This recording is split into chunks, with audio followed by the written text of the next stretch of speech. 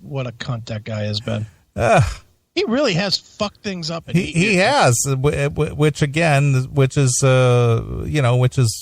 given rise to people like a Donald Trump. Yeah.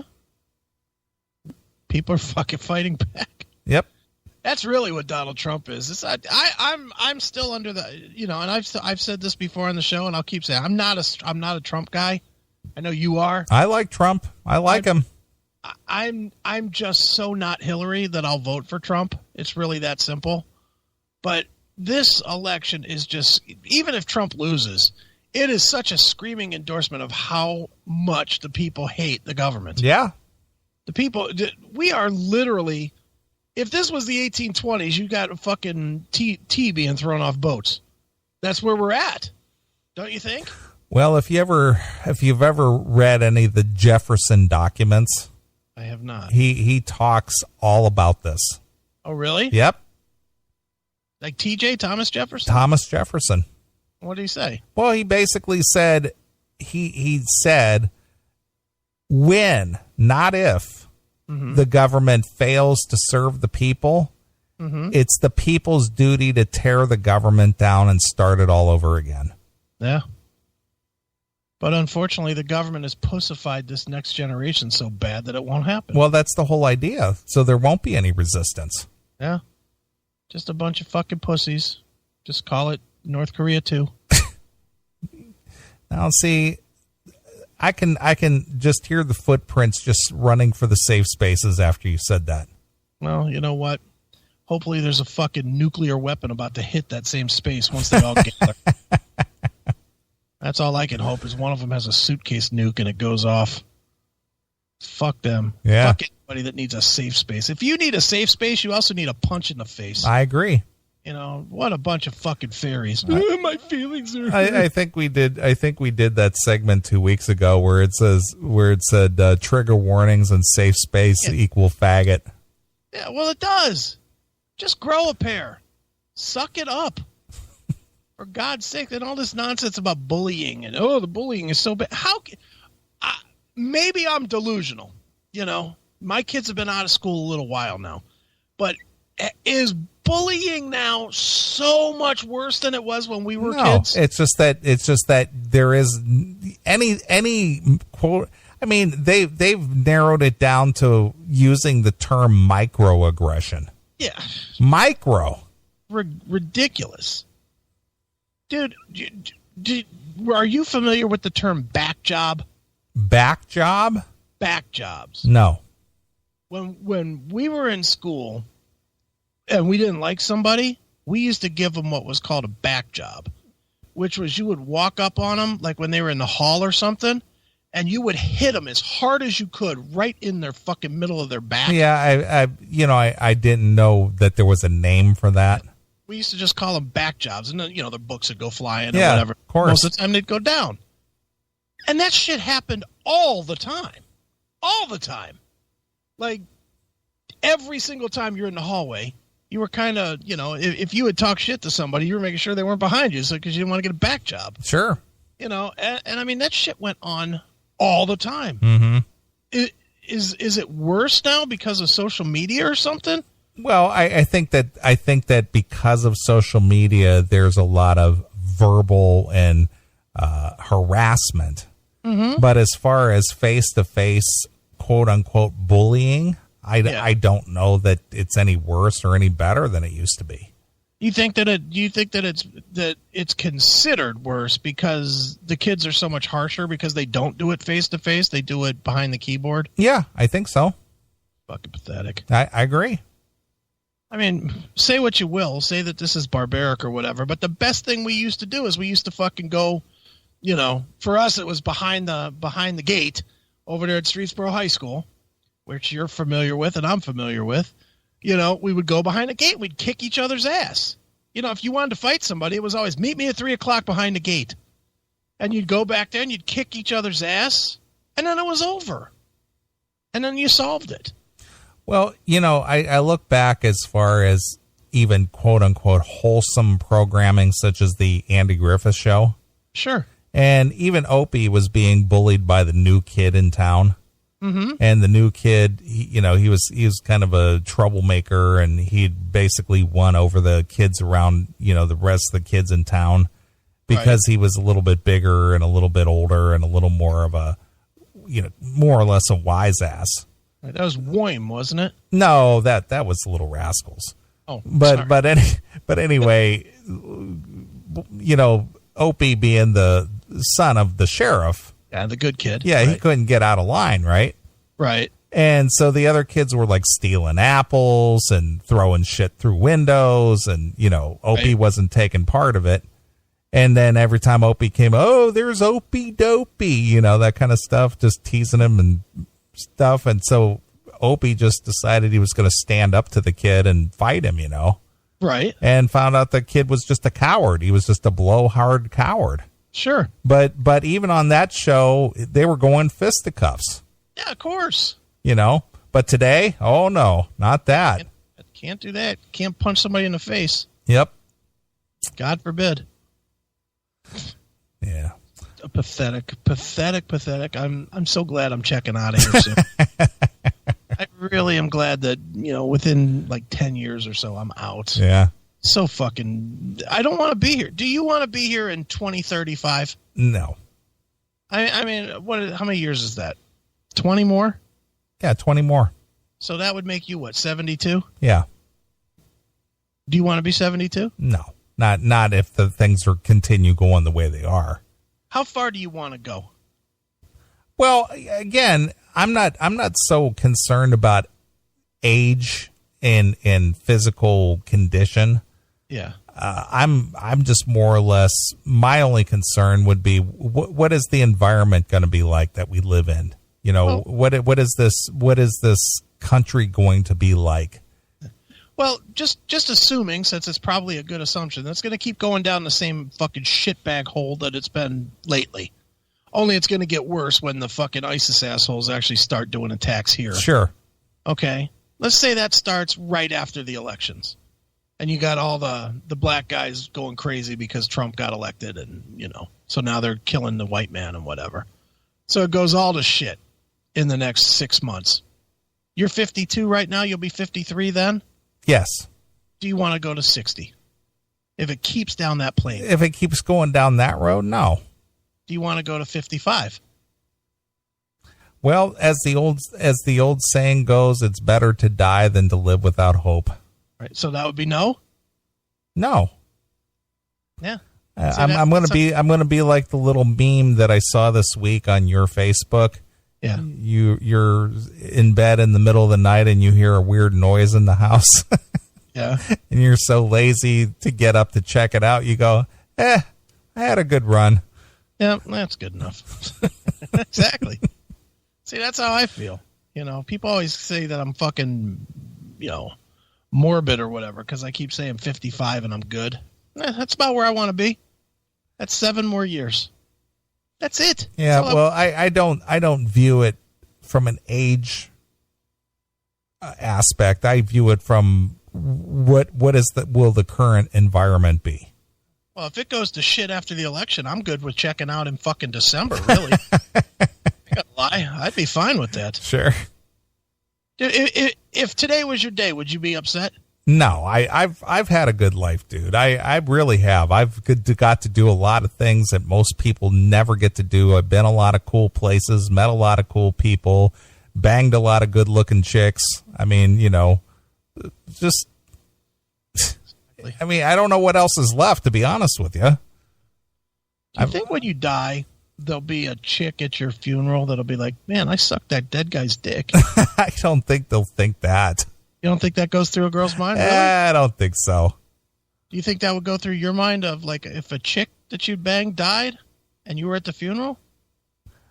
It would go through mine. I have no doubt. I don't think my mind would go there. I think it would for me. I think I would absolutely be like, yeah, I used to fuck her when she was breathing. Jeez. No? Nah, not for me. What about somebody you wanted to bang, but you never did? You think you'd have that thought like, man, I wish she'd have lived a little longer so I could have taken a shot at that? Yeah, I have had that thought. That thought I've actually had, yes. Really? You had a girl that you wanted to bang that died? Well, I don't know if she died or not. I'm again, I'll tell you the story. All right. When I was living in California, yeah, there was this little. She was German and Filipino. Okay. Beautiful girl, beautiful. Right. Just that olive color skin, just jet black hair, kick-ass little body, just beautiful girl. Right. Her name was, get this, because she was Filipino and German. I think her father was German. I think her mother was Filipino. Okay. But the mix of the two was just she was just awesome. But anyway, her name was Wilhelmina Weissmiller. Wow. Yeah. That's about as Filipino German as you can get. Wilhelmina Weissmiller. Holy smokes. Yeah. Okay. So the way I got to know her is she would come into the club, and she, just this gorgeous girl. I mean, she dressed hot. I mean, always dressed gorgeous, and she'd just come into the club. But man, she would get plowed. She would like be drinking Long Island iced teas. I remember that was her drink of choice. Okay. And she would just get plowed. And she used to drive like a 1969 Mustang convertible. So she'd get roofoed up and then drive the car? Yes. Wow. Which that's what kind of caught my eye, aside from her attractiveness, that I didn't want to see her driving, Okay. And, I kind of struck up a conversation with her just to find out what her scoop is, because I'd see her come in a club all the time. And, she was just really friendly, just sweet, just friendly girl. And I got to know her a little bit. I just chit chat. Yeah. And, she was walking out to her car and totally shit-faced, and I was trying to persuade her not to drive. Right. And she was sitting in her car. She had the car running, and I was at the door of her car and just like trying to discuss with her, maybe you should, let me drive you home or something, because you're pretty wasted. And, she had that attitude like, oh, I do this all the time. Kind of like Chris Aiken. Right. and Allegedly. And while I'm standing there talking to her, yeah, she says to me, "You want to see something?" And I go, "What?" She pulls her skirt up and she has no panties on. Nice. It was just like, wow.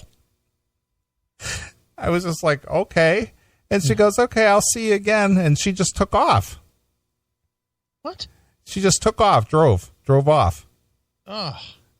And, like the next time I'd see her at the club and stuff, and I'm just like, I'm a little concerned about you, and, and this, don't worry about it. Don't worry about me. I'm nothing special. And so anyway, long story short, she was very secretive about her whereabouts and what she does. And to this day, I have no idea what she did. But if you saw her in the box, you'd be like, man, I should have hit that. Well, here's the thing. So I got to be a little friendly with her, and every now and again she would chat on the phone with me and stuff. Okay. And then one day she asked me if I would do her a favor, and she said that she needed a ride to the airport. She was flying to the Philippines to go visit family or something. Okay. And so I drove her to the airport, and she says, "Well, I'll get a hold of you when I get back." Okay. Well, then I never heard from her. Like she might not have come back? Well, no, I know she came back. Okay. Well, I knew where she lived. Well, I didn't hear from her for weeks and weeks. Mm-hmm. And then I went by her place to see if she was around, and there was all these mail and papers and everything just stacked up on her door. Okay. I was just like, what the hell happened to that girl? Yeah. So I don't know the time frame here. It might have been a couple of months. Well, just out of the blue, she showed up at the club with a friend. Okay. And I was just like, "Where have you been?" And she goes, "Oh, I moved to Vegas." Just like that, And I was just like, "What?" She goes, "Yeah, I moved to Vegas." And I was like, "What are you doing there?" "Oh, I had a job opportunity." And she was really vague about it. Right. And she says, I'm working at the Palace Station. Just like, okay. So I don't know, it was maybe a couple of weeks later. I was up in Vegas, so I went to the Palace Station. I asked around for her, and she was there. And when I ran into her, she was bruised up like you wouldn't believe. Oh, boy. Like she got her ass beat. Right. And I was just like, what the hell happened? And she was just, I just bump into the gaming machines and this and that. I was just like, face. I was just like, wow, you know? And so she told me where she lived and stuff. And so before I left town, I went, swung by her apartment. I knocked on the door. Her car was in front. And I didn't get an answer, and so I went back to my car, and I was getting ready to take off, and she comes out of the house going to her car, and again, just looking like hell. Right. And I asked her, I just like, what's up with this? I said, there's something wrong here, you know? And so she basically told me she got married. Oh, boy. She married some guy, and he was beating her ass and this and that. I was just like, oh, my God. So after I left California, I never did see or hear from her again, but, you know, that was one of those situations. I mean, for all I know, she ended up dead. Wow. You know. Jesus. But so if you saw that let's say she somehow ended up in Chicago and you just happened to see that she was having her funeral, like down the street from you, would you go? Out of morbid curiosity, yeah, probably. And you think you'd take a look and say, man, I should have hit that. Well, it was just, I don't know. It was a very sad situation because this girl was just strikingly beautiful. Right. But I don't know what happened to her. I don't know what was going on with her, but there was something bizarre going on with her. Well, she was a chick. That automatically makes her Well, happy. I understand, but I think there was something a little more seedy or shady going on. I don't know if she was, you know, dealing drugs or if she was, you know, like muling. I don't know. I don't know the answer. I don't know what was going on because she could never explain what she did for a living or anything. Right. She might have been a drug mule. She could have been. Yeah. But I don't know. As far as I know, she lived by herself. She had a pretty cool car. She always dressed in very nice clothes. Right. You know, she always looked top notch. But when we had our discussions, she could never really tell me that, oh, you know, I work as a secretary or I do this. Right. She never could pinpoint or tell me what she did. Right. You know, it's just like, what the hell what's this girl doing? Very nice. You know, but you know, I got to know her a little bit, and it was somebody that I was interested in because she was just a very friendly girl, but I know that there was something kind of sinister going on there. Sounds perfect, like everybody else that you date. She fits the profile to a T. Yeah. Too funny. Yeah. So that's one. That's one. When you brought that up, that's immediately what I thought about. Very nice. But it's just sad. Right. Very sad. All right, I need a drink. Okay. So in light of the Confederates and all the nonsense and the government and all that, I think the only one song that fits this. Okay. It's a poppier tune. All right. It's Night Ranger. You can still rock in America. Perfect. Exclusively here on your classic metal show. Hey, this is Jack Blades from Night Ranger and from Revolution Saints, and you're listening to the Classic Metal Show.